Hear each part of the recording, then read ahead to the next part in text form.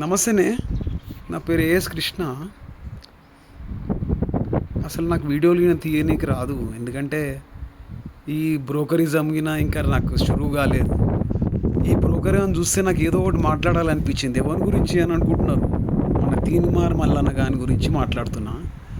వాడు గెలిచేదాకేనేమో, ఎమ్మెల్సీ గెలిచేదాకేనేమో కోమటిరెడ్డిది అది ఇది అని చెప్పేసి వాళ్ళ చెప్పులు మోసిండు.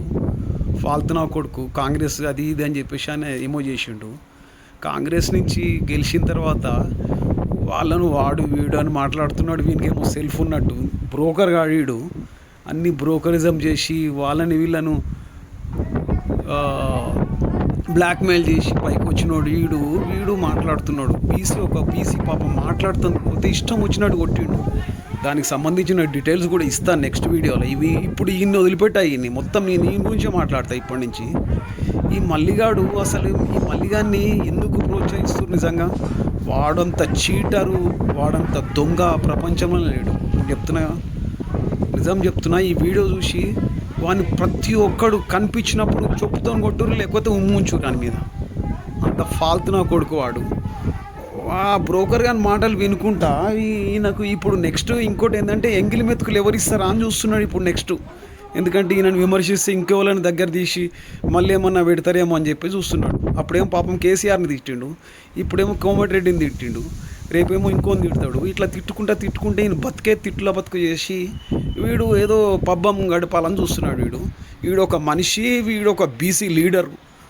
బీసీలు అంటే ఈయన పెద్ద ఏదో తోడి పెట్టినట్టు ఏమేమో చేసినట్టు అని అంటుంది. కానీ ఎంతమంది బీసీలకు సాయం చేసిండో ఒక్కసారి లిస్ట్ ఇవ్వనుండ్రి. ఆడ అన్నీ రాస్తాడుగా, పలక మీద రాయమని చెప్పు.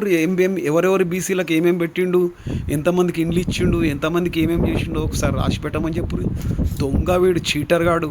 నెక్స్ట్ ఈయన ఉతికి ఆరేయకపోతే ఇటువంటి బ్రోకర్గాలతో దేశమంతా నాశనం అవుతుంది. ఇది అంటే ఎవరినో ఫార్వర్డ్ క్లాస్ని తిట్టిండో, బీసీని తిట్టిండో అని చెప్పేసి ఫీలింగ్ కాదు. అసలు యాక్చువల్గా వీడు ఎందుకు ఈ తిట్లతోనే లైఫ్ నడిపిస్తుండే. వీని ఎందుకు ఆదరిస్తున్నారు పబ్లిక్?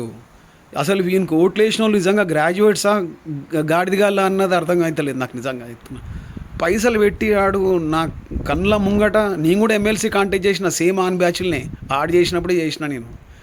నాకు 1000 ఏమో వచ్చినాయి ఓట్లు, వేరే విషయం అది కాదు. కానీ కాకపోతే వాడు ఎమ్మెల్సీగా గెలిపించిరంటే మనంత దరిద్రం ఇంకోటి లేదన్నట్టు. ఎందుకంటే గ్రాడ్యుయేట్స్ కూడా ధమాక్ లేదన్నట్టు. పైసలు తీసుకొని 500 600 తీసుకొని ఓట్లు వేసి మన వాళ్ళకు.